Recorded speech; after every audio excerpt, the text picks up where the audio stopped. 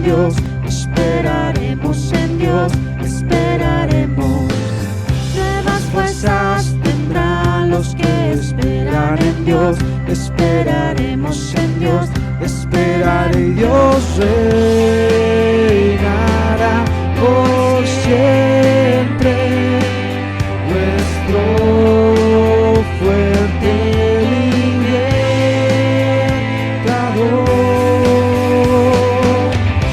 Es el infinito Dios, el infinito Dios.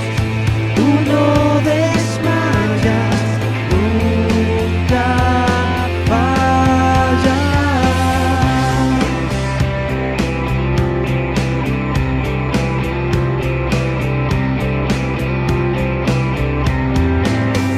Nuevas fuerzas tendrán los que esperan en Dios, esperaremos en Dios, esperaremos. Nuevas fuerzas tendrán los que esperan en Dios, esperaremos en Dios, esperaré y Dios reinará por siempre, nuestro fuerte libertador.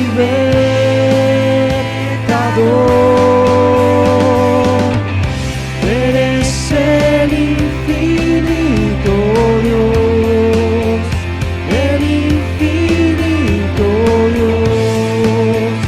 Tú no desmayas, nunca fallas. Defensor de los débiles, nuestro consolador. Nos levantaste en alas de águila.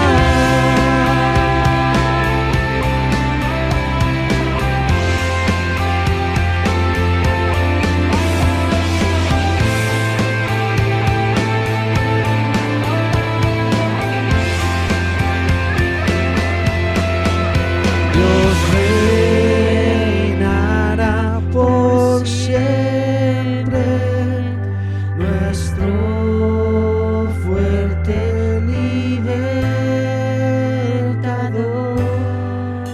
Dios reinará por siempre, nuestro fuerte libertador.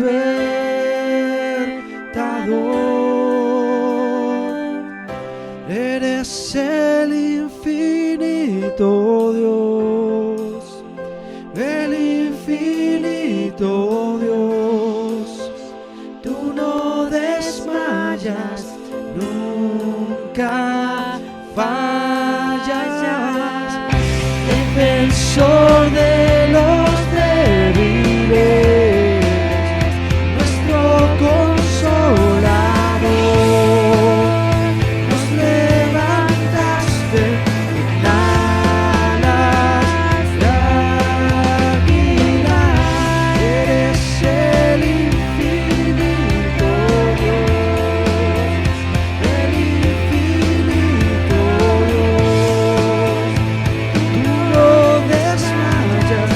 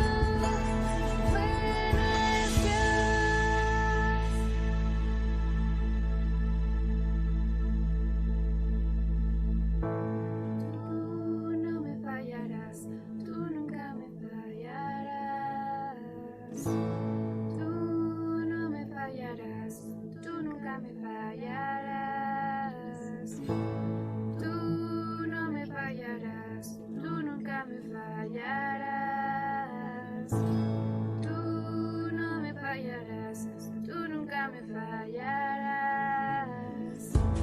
Tú no me fallarás, tú nunca me fallarás. Tú no me fallarás, tú nunca me fallarás. Tú no me fallarás, tú nunca me fallarás. Tú no me fallarás, tú nunca me fallarás. Buen es Dios, oh, buen es Dios, buen es Dios, oh, buen es Dios, buen es Dios, oh, buen es Dios, buen es Dios, oh, buen es Dios, buen es Dios,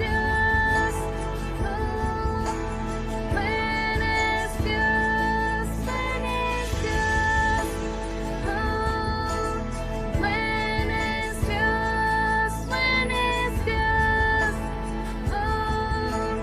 buen es Dios, buen es Dios, oh, buen es Dios, buen es Dios, oh, buen es Dios.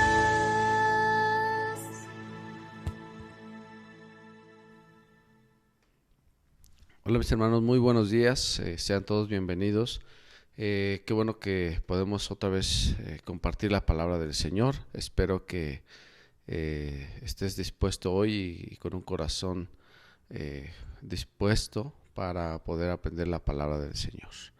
Entonces, vamos a seguir con el estudio de Josué 20 y te voy a invitar a que abras tu Biblia en el libro de Josué capítulo 20. Y antes de que le demos lectura, vamos a hacer una oración para que pues nos dispongamos a escuchar la palabra de Dios. Amén. Bendito Dios, en esta mañana, Padre, agradecemos este nuevo día que nos das. Gracias, Señor, porque podemos estar en familia, porque, Padre, tú nos das todo lo que necesitamos, Señor. Y si alguno aquí el día de hoy, Padre, tiene alguna necesidad física, espiritual, emocional, etcétera, yo te pido, Señor, que tú traigas a él o a ella paz, para que, Padre, puedan hoy percibir tu voluntad, tu palabra, Señor, y puedan saber que tú vas a suplir esa necesidad en su momento, en el tiempo adecuado. Y te ruego, Señor, que todos juntos podamos crecer en esta mañana, no solamente en conocimiento, Padre, sino también en nuestra fe, en nuestra manera de ser, en nuestra manera, Padre, de ver la vida. Que tu palabra, Señor, transforme nuestros corazones para que podamos darte a ti la gloria y la honra y podamos conocerte, Señor, de una manera más profunda. Me pongo en tus manos, Señor, para que solo sea yo un instrumento, pero tú seas, Señor, el trasfondo y la verdad que se manifieste en esta mañana, Padre. Todo esto, Señor, te lo pido en el nombre de Jesús. Amén. Mis hermanos, pues vamos a darle lectura. Y Josué capítulo 20 dice así la palabra del Señor. Habló Jehová a Josué diciendo: habla a los hijos de Israel y diles: señalaos las ciudades de refugio de las cuales yo hablé por medio de Moisés, para que se acoja allí el homicida que matare a alguno por accidente y no a sabiendas, y os servirán de refugio contra el vengador de la sangre. Y el que se acogiere a alguna de aquellas ciudades se presentará a la puerta de la ciudad, y expondrá sus razones en oídos de los ancianos de aquella ciudad, y ellos le recibirán consigo dentro de la ciudad, y le darán lugar para que habite con ellos. Si el vengador de la sangre le siguiere, no entregarán en su mano al homicida, por cuanto hirió a su prójimo por accidente, y no tuvo él ninguna enemistad antes. Y quedará en aquella ciudad hasta que comparezca en juicio delante de la congregación, y hasta la muerte del que fuere sumo sacerdote en aquel tiempo. Entonces el homicida podrá volver a su ciudad, y a su casa, y a la ciudad de donde huyó. Entonces señalaron a sedes en Galilea, en el monte de Neftalí, Siquem en el monte de Efraín, y Kiriat Arba, que es Hebrón, en el monte de Judá. Y al otro lado del Jordán, al oriente de Jericó, señalaron a Becer en el desierto, en la llanura de la tribu de Rubén, Ramot en Galaad de la tribu de Gad y Golán en Basán de la tribu de Manasés. Estas fueron las ciudades señaladas para todos los hijos de Israel y para el extranjero que morase entre ellos, para que se acogiese a ellas cualquiera que hiriese a alguno por accidente, a fin de que no muriese por mano del vengador de la sangre, hasta que compareciese delante de la congregación. Bueno, mis hermanos, pues estamos aquí ya en un punto donde el pueblo de Israel pues ya ha dejado atrás los temas de las guerras, ha dejado atrás los temas de los grandes viajes, y están ya empezando a poner por obra todos los mandatos que Dios les había dado. Y aquí Dios empieza a hablarle a Josué acerca de un mandamiento que Dios le da a Moisés cuando todavía estaban en el desierto, acerca de las ciudades de refugio, ¿sí? Entonces Josué ya lo va a poner por obra. Dios le da la instrucción de señalar ciudades de refugio, ciudades de refugio. Y es muy interesante el concepto porque estas ciudades de refugio, mis hermanos, hoy nos van a permitir entender cuál es la obra de Dios en nuestra vida. Y cuál es la obra de Dios en nuestra vida. Y nos va a permitir entender cómo es que Dios trabaja en nosotros. Y vamos a poder valorar también las cosas que a veces se nos olvida que Dios ha hecho por nosotros también. ¿Sale? Entonces, aquí viene un tema que es bien importante, que son las ciudades de refugio. ¿Qué eran las ciudades de refugio? Las ciudades de refugio, como bien lo acabamos de leer, cumplían el propósito de refugiar o de resguardar a aquellas personas que por accidente habían cometido algún homicidio, ¿sí? Entonces, este era el único caso en el que estas personas podían llegar a estas ciudades y obtener protección en estas ciudades, ¿ok? Entonces, todo esto conllevaba muchas cosas, todo esto daba lugar a muchos cambios dentro de la vida de una persona que llegaba a estos lugares. Entonces hoy el entender la función de estas ciudades, el entender la función de las personas que están involucradas en esta ordenanza, en esta parte de la historia del pueblo hebreo, nos va a permitir entender la obra de Dios en nuestra vida, ¿sale? Y hoy vamos a ver 3 cosas que Dios hace por nosotros, que Dios nos da para que podamos nosotros saber y valorar lo que Dios está haciendo por nosotros, ¿vale? Y bueno, pues vamos a ver en primer lugar que Dios nos da refugio. Dios nos da refugio. Vamos al versículo 3. Versículo 3. Para que se acoja allí el homicida que matare a alguno por accidente y no a sabiendas, y os servirán de refugio contra el vengador de la sangre. Ok. Aquí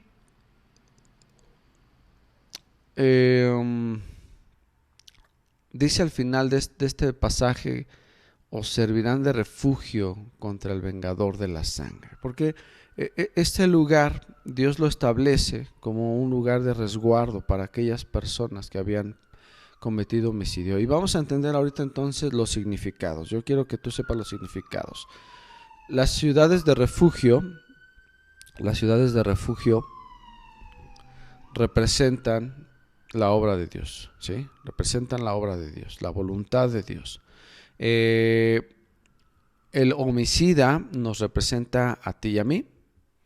Los sacerdotes, que también son mencionados en este pasaje, representan a Cristo. Y el vengador de la sangre representa a Satanás, ¿sale? Entonces vamos a armar ahorita este rompecabezas un poquito. Recuerda que esto es representativo para entender esta verdad espiritual, ¿ok? Bien, ahora entonces llegas a esta ciudad de refugio. Llegamos a esta ciudad de refugio porque alguien nos persigue. Según la ley, una persona que cometía homicidio, aquella familia la familia cuyo familiar había fallecido, podía cobrar venganza de esta persona. ¿Ok? Entonces de ahí la importancia de que estas personas pudieran huir cuando se hablaba de que había sido un accidente. ¿Ok? La ley lo permitía así. ¿Y qué es lo que quería Dios hacer para esta situación? El propósito que Dios tiene para estas ciudades tiene que ver con evitar la escalada de la violencia. Recuerda que la escalada de la violencia se da pues a partir de muchas cosas, ¿no? Puede ser un malentendido, una diferencia, una situación de conveniencia, etcétera. Entonces, esto permite que una persona pues se justifique a sí misma de poder hacer un acto contra otro, ¿sí? Nuestro Señor Jesús nos enseña que uno mata a una persona no solamente físicamente, sino también lo podemos hacer de manera verbal, lo podemos hacer con nuestras acciones. Ya somos, dice la palabra de Dios, culpables de homicidio, ¿no? Y a lo mejor tú puedes decir, no, ¿cómo? Pero una cosa es matar a alguien, otra cosa es hablar mal de alguien. Pero lo que la Biblia trata de decirnos es que a partir de ese odio en el corazón, de ese resentimiento en el corazón, es donde surge este tipo de violencia hasta llevarnos al homicidio. Ahora, ¿por qué era tan importante este tema? ¿Por qué de todos los pecados Dios se concentra en esta parte de la violencia, del homicidio? Porque recuerda que para los hebreos la violencia, el asesinato era uno de los pecados más pues perseguidos, uno de los pecados que más les afectaba. Y esto tiene que ver en su origen de Génesis capítulo 4, donde Caín asesina a Abel y por el asesinato, ellos consideraban que la tierra se maldecía por el derramamiento de la sangre sobre la tierra. ¿Ok? Entonces, tiene que ver esta parte cultural que ellos tenían. Y por eso para ellos era un tema muy delicado esta parte de los homicidios, ¿sale? Entonces aquí hay una palabra interesante que me gustaría que conociéramos el día de hoy, que es por accidente y no a sabiendas, accidente. La palabra que se pone ahí, accidente, es la palabra hebrea shagagá, que significa ignorancia. Ignorancia, por eso complementa, o sea, de hecho esta frase está hecha de una sola palabra, por accidente y no a sabiendas, surge solamente de una sola palabra, que es shegagá, ¿qué significa? Que es ignorancia, ¿ok? Entonces aquí esto es importantísimo, hermanos, porque aquí viene el origen del pecado, el origen de por qué pecamos, de por qué cometemos errores en nuestra vida, por qué fracasamos muchas veces en nuestra vida, y la respuesta está en la ignorancia. ¿Okay? Lucas 23:34 dice que cuando Jesús estaba en la cruz, ¿se acuerdan que estudiamos las 7 palabras? La primera de ellas dice en Lucas 23:34, dice: Padre, perdónalos, porque no saben lo que hacen. ¿Sí? Esta es la idea que Jesús habla en la cruz, porque él entiende que nuestros errores sí provienen de la maldad que hay en nosotros, pero esa maldad se ha arrojado en nosotros porque somos ignorantes. Entonces, Padre, perdónalos porque no saben que esto que están haciendo les va a causar un gran daño. Esto que están haciendo los está maldiciendo. ¿Tú crees que sacas ventaja de alguien cuando no le das bien el cambio? La gente todo el tiempo trata de sacar ventaja de los demás y no sabemos por ignorancia que al hacerle daño a otro también nos lo hacemos a nosotros mismos. ¿Sale? Entonces, esta parte de la ignorancia, hermanos, ha sido un gran problema. Por ignorancia hemos muchas veces lastimado a alguien a quien amamos.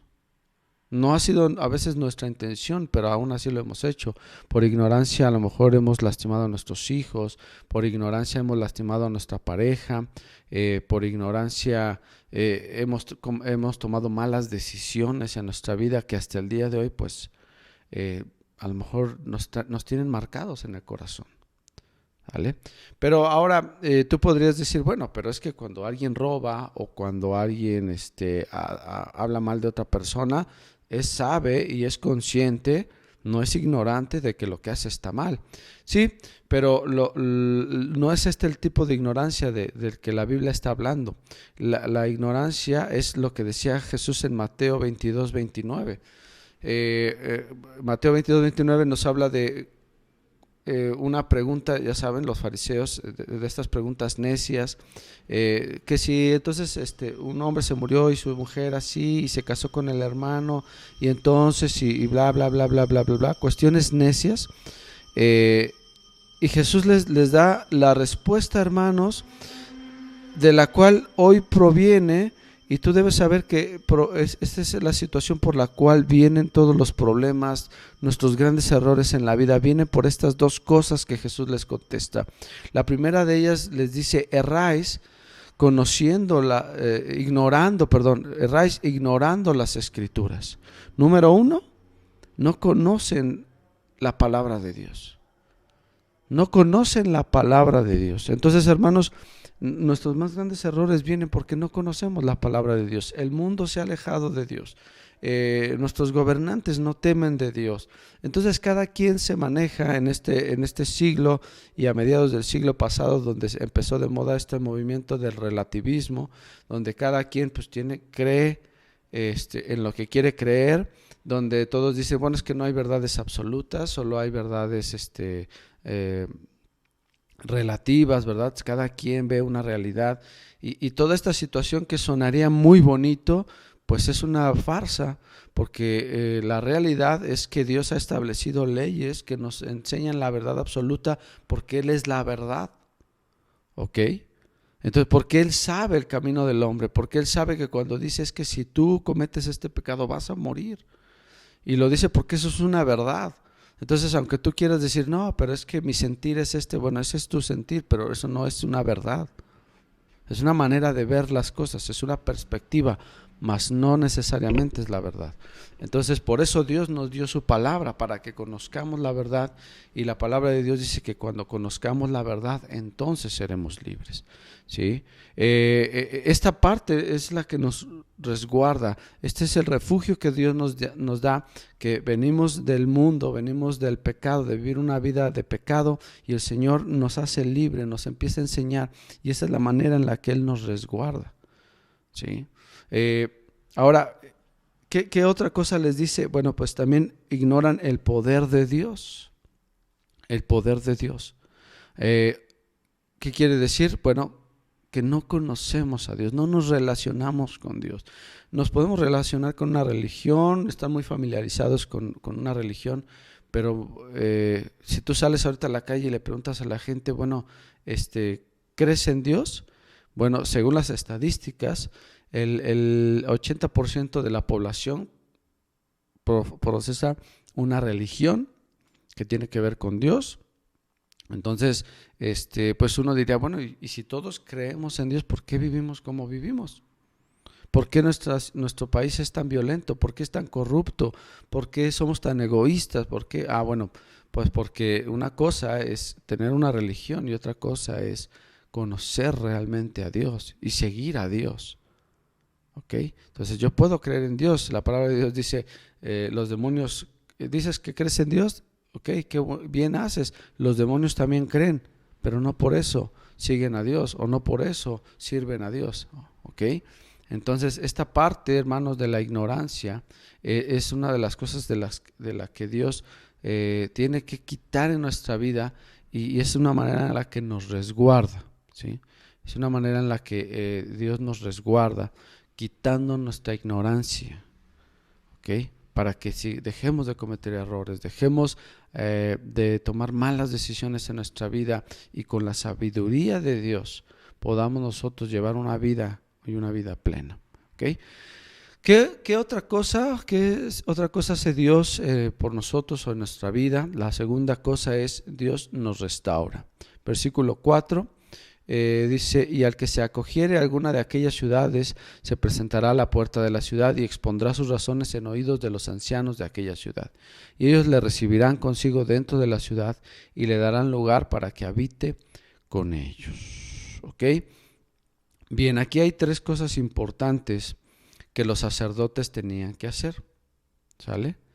Había 3 cosas importantes que los sacerdotes tenían que hacer. Y recuerda que los sacerdotes representan a Cristo. Y ahorita vamos a ver por qué. ¿Qué hace Cristo cuando tú lo recibes en tu vida, cuando tú lo recibes en tu corazón? La primera de ellas es acogernos, es recibirnos. ¿Qué quiere decir en la idea que se expresa aquí? Tiene que ver con aceptar. El sacerdote llegaba el homicida y no se ponía a ver, no, este está mugrosito, no, este es ignorante, no, este está prietito, está güerito, está, no sé, de cualquier color, ¿no? No.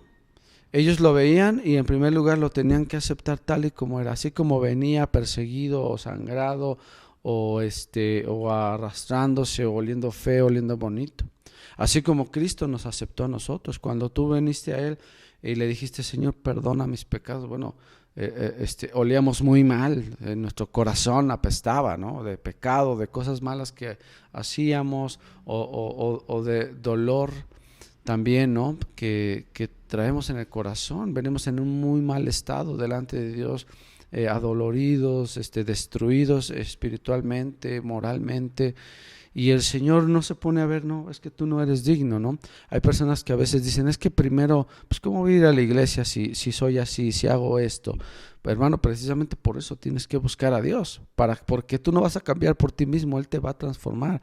Y Él nos acepta tal y como somos, Él nos acepta tal y como estamos en este momento. No sé cómo estés tú en este momento, pero así como estás ahorita, si tú en este momento cierras tus ojos y le dices, Señor, perdóname, el Señor te acepta. El Señor está con brazos abiertos, ¿sí? ¿Qué otra cosa hacían los sacerdotes? Que también la hace Jesucristo en nuestra vida, es que nos recibe, ¿sí? La idea aquí cuando dice, y ellos le recibirán consigo dentro de la ciudad, no nada más era una de decir, pues pásale, o sea, no. Cuando ellos decían, ok, te vas a quedar aquí, pásale, conllevaba que ellos tomaban una responsabilidad sobre la vida de esta persona, ¿sí? Ellos se comprometían a darle protección. Por eso dice aquí que entonces ellos ya no le iban a entregar, no le iban a entregar al vengador de la sangre, a quienes le venían persiguiendo, ¿sí? Entonces ellos tomaban la responsabilidad de resguardarlo, de protegerlo. Y cuando tú vienes a Cristo, entonces Cristo te da promesas. He aquí, estoy con vosotros hasta el fin del mundo, ¿sí? Y estas promesas, hermanos, son de las que tantas veces hablamos. Esta es la manera en la que Él toma compromiso.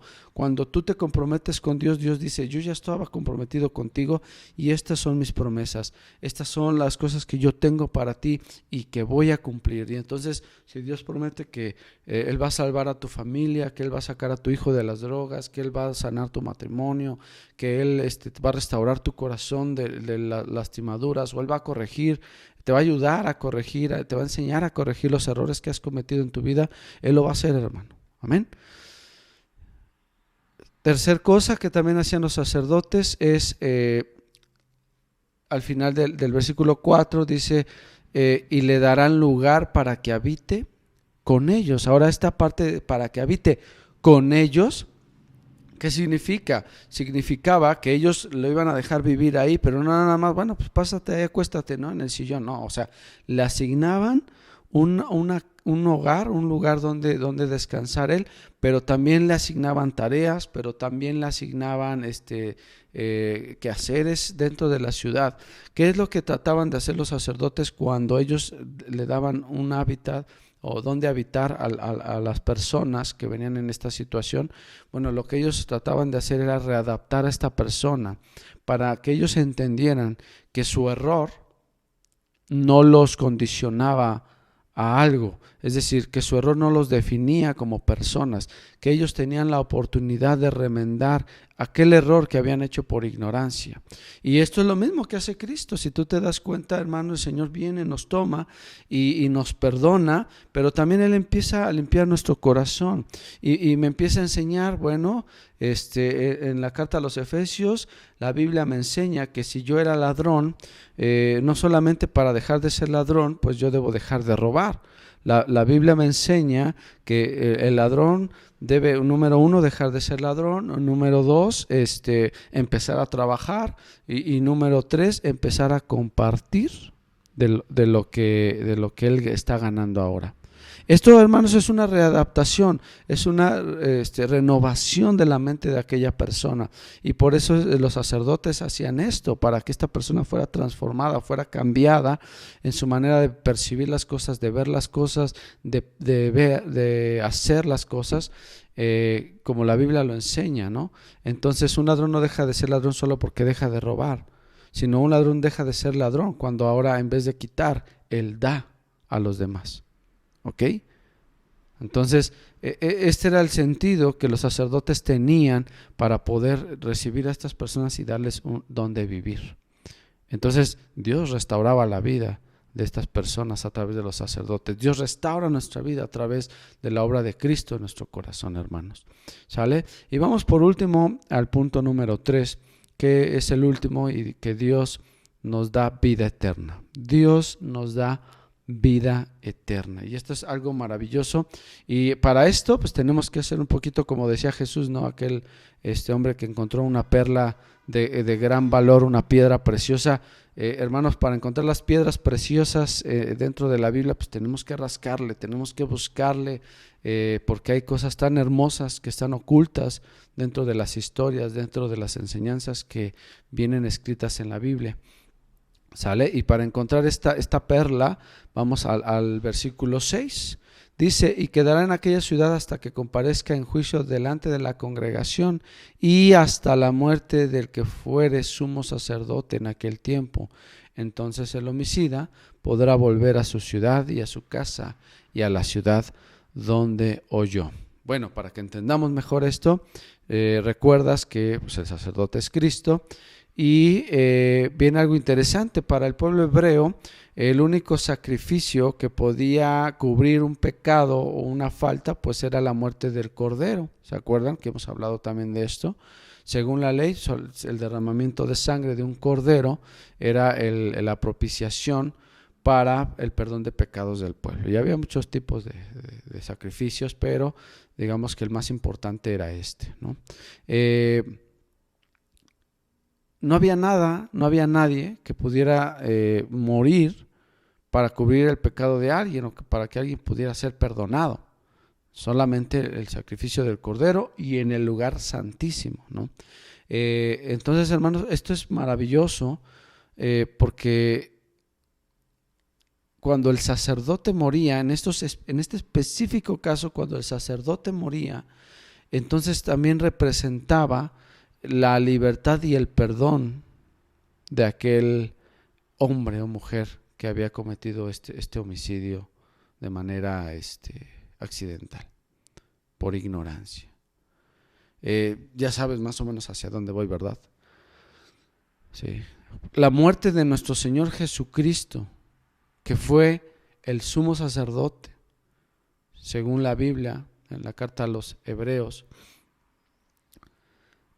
representó para nosotros la libertad, hermanos. El derramamiento de Jesús de sangre en la cruz representó nuestra libertad. Así como la muerte de estos sacerdotes, cuando el sacerdote moría, entonces aquella persona, por la muerte del sacerdote, quedaba libre y podía regresar a su vida normal, podía retomar las cosas que había dejado atrás, a su familia, sus seres queridos, su hogar.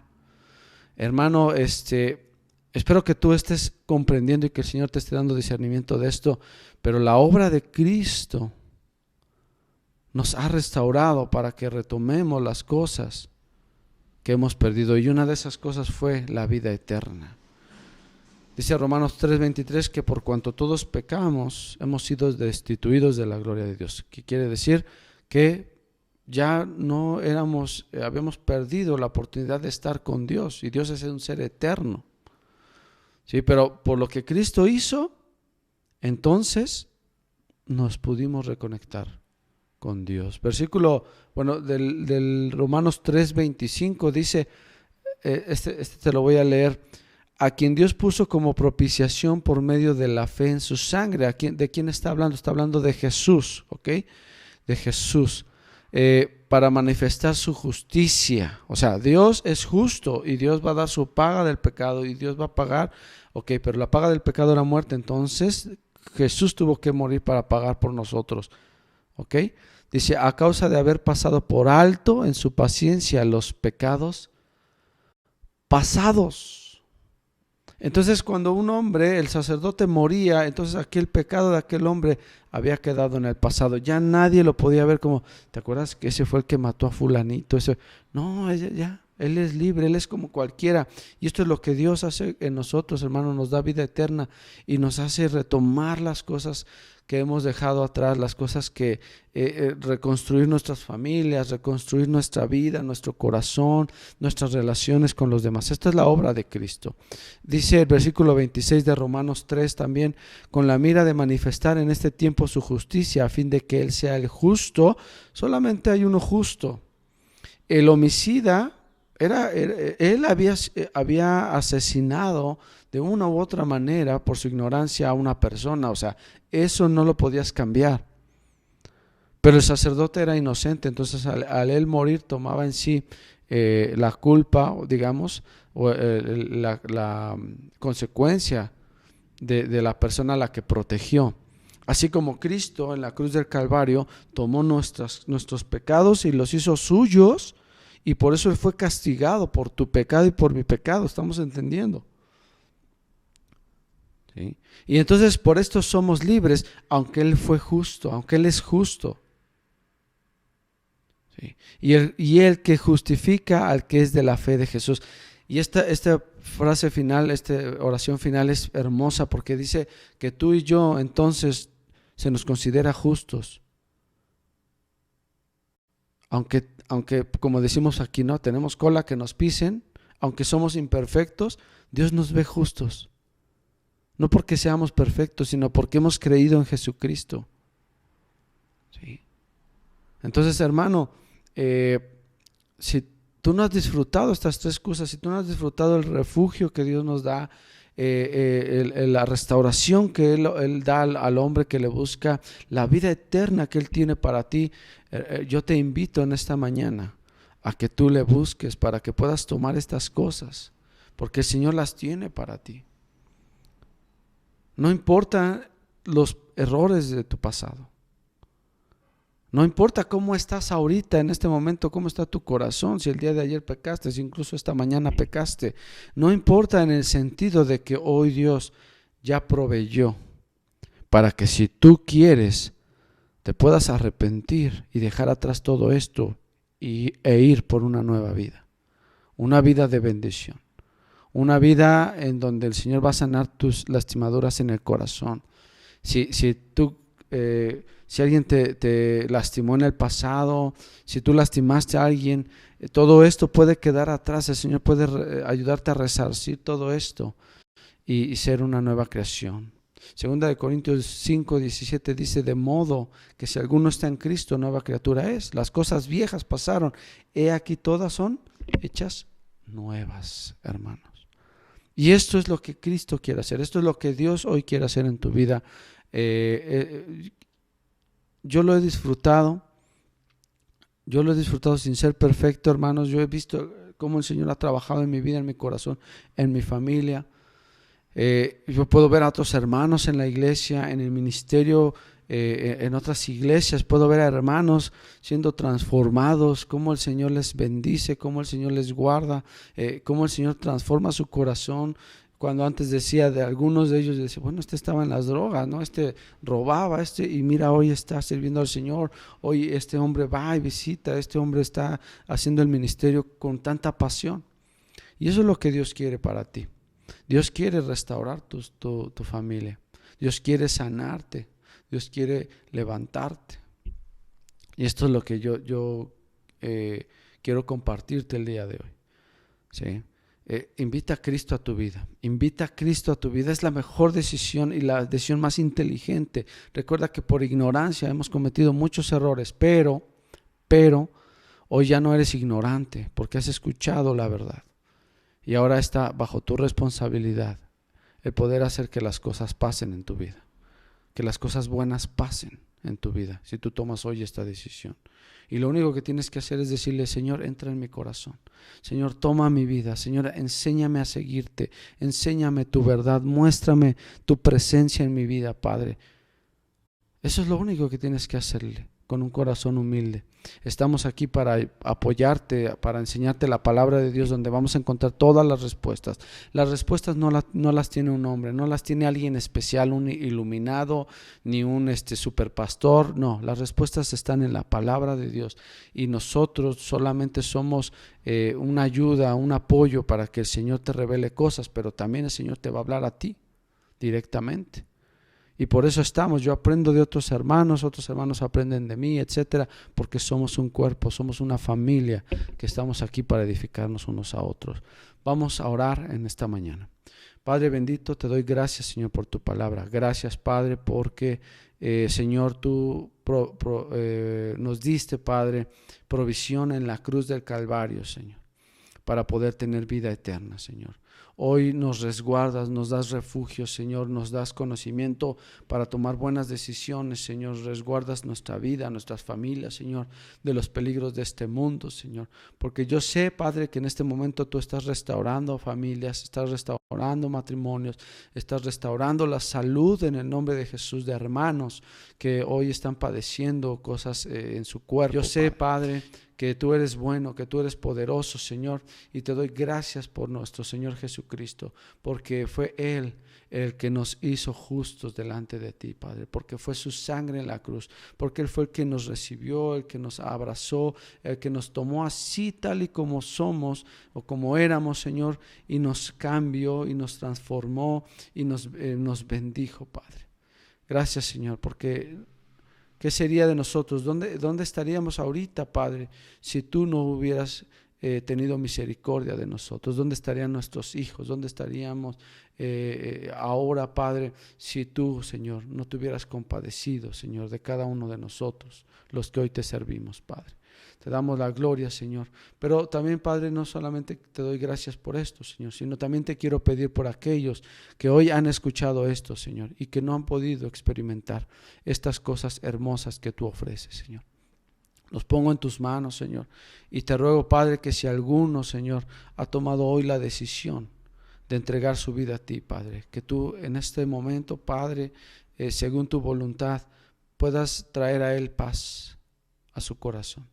Puedas traer paz, Señor, a su vida. Que le resguardes, Señor, que le bendigas, Padre. Gracias, Señor, por esta oportunidad que nos das de servirte. Gracias, Señor, porque tú has sido bueno. Te damos la gloria, te damos la honra, Padre. En el nombre de Jesús. Amén. Bueno, mis hermanos, pues así terminamos la palabra de hoy. Espero que tengan un excelente domingo. Recuerden contactarnos, los esperamos en las reuniones entre semana a través de Facebook, y bueno, pues que el Señor les bendiga, y para cualquier cosa estamos para servirles. Bendiciones y lindo día.